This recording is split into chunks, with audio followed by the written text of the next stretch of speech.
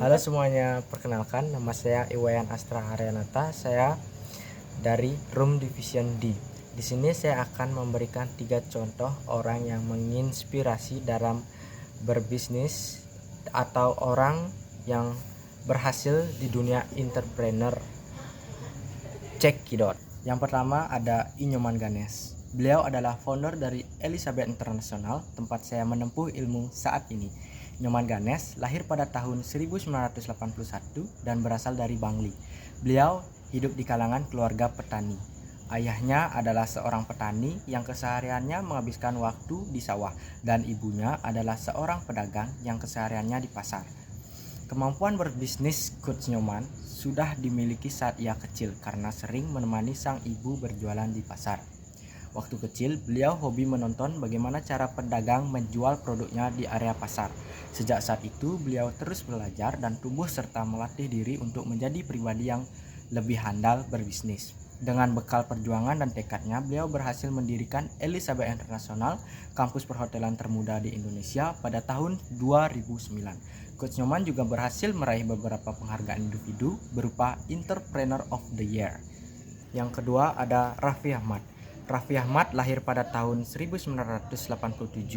Raffi Ahmad adalah seorang artis yang dimana karirnya dimulai dari 2002. Raffi Ahmad dan juga istrinya Nagita Slavina pada tahun 2017 memulai bisnis dengan nama Rans Entertainment, di mana Rans Entertainment muncul melalui YouTube dari Raffi Ahmad dan istrinya Nagita Slavina, yakni Rans. Awal mula berdirinya Rans Entertainment hanya mengandalkan YouTube dalam perjalanan bisnisnya. Pada saat itu, YouTube masih kalah populer dari televisi, sehingga penghasilan dari YouTube tidak mampu mencukupi operasional Raffi Ahmad. Tapi Raffi Ahmad dan Nagita Slavina tidak menyerah dan memiliki semangat tinggi, sehingga Raffi Ahmad dan istrinya menggait investor terbesar, sehingga Rans Entertainment mampu berdiri kembali dan menjadi sukses sampai saat ini. Sehingga Rans Entertainment mempunyai bisnis-bisnis di seluruh aspek Indonesia yang teliti dalam bidang olahraga, film, musik, dan properti, serta artis. Baik, yang ketiga ada Gusti Ngurah Anom atau yang akrab disapa Aji Krishna. Aji Krishna adalah orang di balik kesuksesan toko oleh-oleh Krishna. Aji terlahir sebagai anak bungsu dari 7 bersaudara yang hidup dengan keadaan ekonomi yang rendah. Aji hidup dan tumbuh di pedesaan dengan ayah yang berprofesi sebagai petani dan ibu sebagai pedagang kue di pasar. Meskipun tumbuh dari keluarga miskin, pria kelahiran 1971 ini memiliki semangat dan daya juang yang tinggi. Selain turut membantu pekerjaan kedua orang tuanya, ia juga bekerja sebagai buruh angkat kayu di tempat usaha milik kakeknya. Sibuknya bekerja membuat pendidikan Aji sedikit terganggu.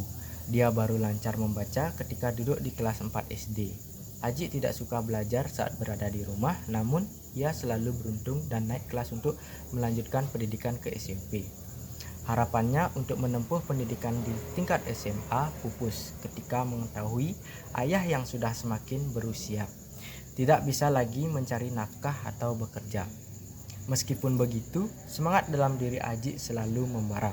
Aji memutuskan untuk merantau ke kota Denpasar. Ia memulai perjalanannya dengan menumpang truk hingga terminal Ubung dan melanjutkan perjalanannya dengan berjalan kaki. Aji merantau tanpa memiliki cukup bekal dan rencana. Ia pun memutuskan untuk menumpang di pos Satpam Hotel Rani di Sanur. Selama menumpang di pos Satpam tersebut, Aji bekerja sebagai tukang kebun dan bersih-bersih hotel. Bahkan menjadi tukang cuci mobil pribadi pemilik hotel tersebut. Di tahun 1988, Aji memutuskan untuk mencari pekerjaan baru. Beruntungnya, dia ketika diterima bekerja di sebuah konveksi yang bernama Siddhartha. Diri membuat toko bernama Cok konveksi. Dengan bermodal gaji yang ia peroleh selama bekerja di konveksi Siddhartha, bisnis yang dijalaninya tersebut sukses di pasaran. Aji kembali memikirkan peluang bisnis lain yang berpotensi laris manis. Di tahun 2007 lahirlah Krishna Oleh-oleh khas Bali. Bisnis oleh-oleh yang muncul dari ide cermelangnya. Sejak saat itu, Krishna mulai berkembang menjadi pusat oleh-oleh terbesar di Bali dan merambah ke berbagai macam lini bisnis hingga memiliki 31 outlet. Dikutip dari laman resmi Krishna Bali, jumlah outlet oleh Krishna berjumlah 7 outlet besar dan 3 mini outlet. Omzet yang diperoleh Aji dalam sebulan mencapai 25 miliar, jumlah yang fantastis dan sepadan dengan perjuangan yang telah dilalui Aji. Maka itu adalah salah satu contoh entrepreneur yang sangat menginspirasi saya, yang dimana dia hanyalah seorang petani yang tidak punya apa-apa, yang hanya bermodal nekat, tekad, dan daya juang yang tinggi, sehingga Aji Krishna sangat dikenal sampai ke mancan-mancan dunia.